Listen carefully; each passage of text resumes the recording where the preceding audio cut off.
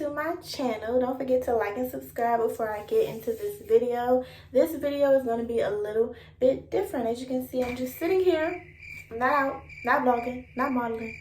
I specifically chose emotional intelligence and healing because I feel like they go hand in hand. And before I dive into this video, I do want you guys to know that I did break this down into different parts: why emotional intelligence is important, why healing is important, why both are needed, and also I give 5 tips towards the end. But in the beginning, I do just explain what they both mean and why they are essential and why you might lack emotional intelligence. This is an important topic to talk about. I think a lot of people make it controversial, but it's a necessity to have in life to have emotional intelligence, and healing is a part of your everyday life. So this video can be for a man or woman, can be for anyone of any identity, any gender, any racial, ethnic, cultural, religious identity. You need emotional intelligence, and healing is a way of life. So this video is for you. So let's first start off by defining emotional intelligence. Emotional intelligence is basically being able to manage your emotions in a healthy way, thinking with logic and not thinking more so with feelings, or thinking with your brain and not just your heart. Healing is basically growing in life, advancing in life, going through a process of feeling pain and sitting with yourself in order to reach a better version of yourself. When you're going through a healing process, emotional intelligence is so vital. It can be a healing process through grief. You lost someone, through death, a breakup. Sometimes a breakup is tremendous grief. Losing a friend, you lost a friendship with someone, any relationship, a job, anything in your life where you feel like you need a huge transition in your life. That's a healing process, and emotional intelligence is so needed because at times when we're going through healing, we have a range of emotion. We have high emotion, low emotion. Sometimes you feel numb. Your emotion can be far left, far right, up, down, mellow, neutral, or it can be high tomorrow, real low tomorrow, mellow tomorrow. Sometimes when you're going through a healing process, you just go through a range of emotion. And with emotion comes you making certain decisions probably based on emotion. When you make decisions based on emotion, it's not rational. And for women, it's even more harder because when we have periods, our pH goes from a 3 or 4 to a 7. So our hormonal imbalances affect our emotions, and sometimes we make decisions and we don't make it based on rationality. So making sure you have emotional intelligence is so important because it just helps you make more rational decisions for yourself, more healthier decisions for yourself. Thinking with your feelings is not rational most of the time.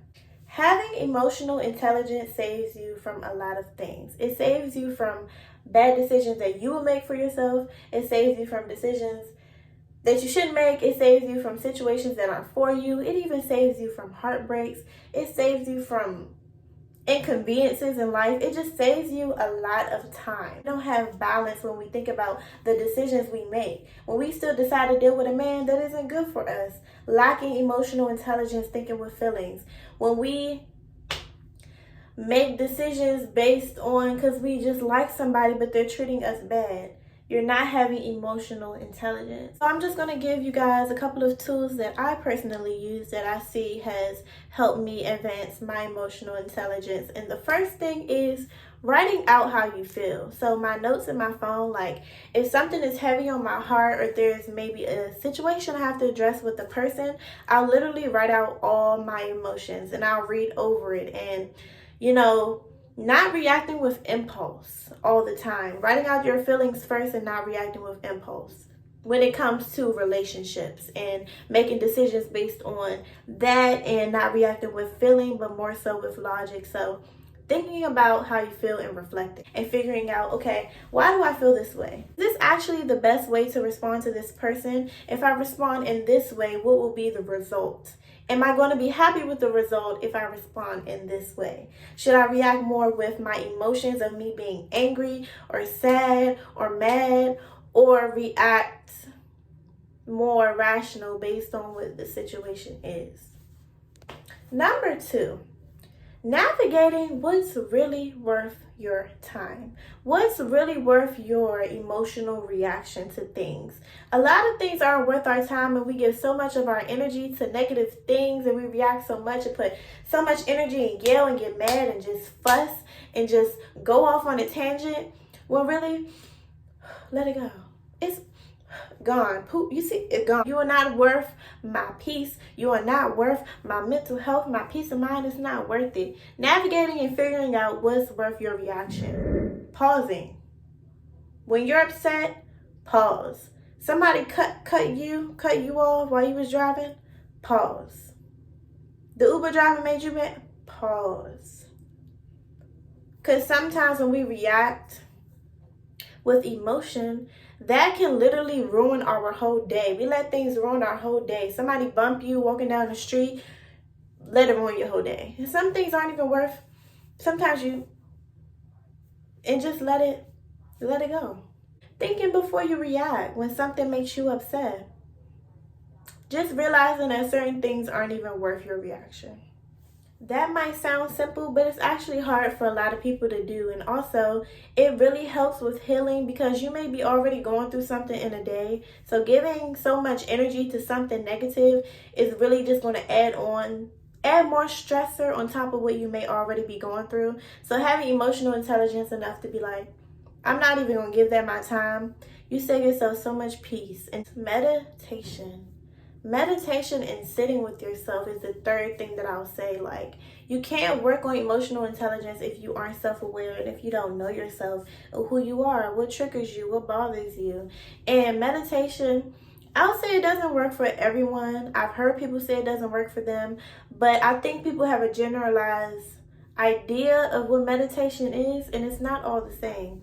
You can sit in positions and you can do yoga, you can listen to music, you can just go out in nature and journal. Like, whatever brings you peace of mind and allows you to sit with your thoughts.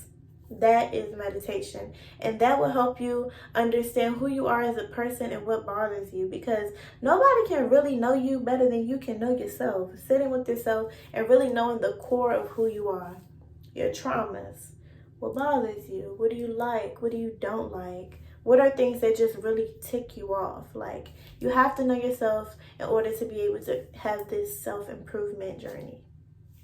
And the last and final tool, I think this is number 5, is being understanding of other people, right? And why they might be saying certain things to you, or why something may be happening, and not automatically getting defensive and thinking they're trying to attack you. For example, maybe like constructive criticism. When someone gives you constructive criticism or tough love, like, sometimes it doesn't even cause for a reaction for you to curse them out or get defensive. Sometimes it's good to take heed to something and realize that someone is genuinely trying to help you, or whatever they're offering you or saying to you can probably actually really help you in the future. Sometimes you might want to go off on a person because they're not giving you the response you want, or they're not treating you the way that you want to be treated, as far as giving you their time, or maybe they're acting a way that may be unusual.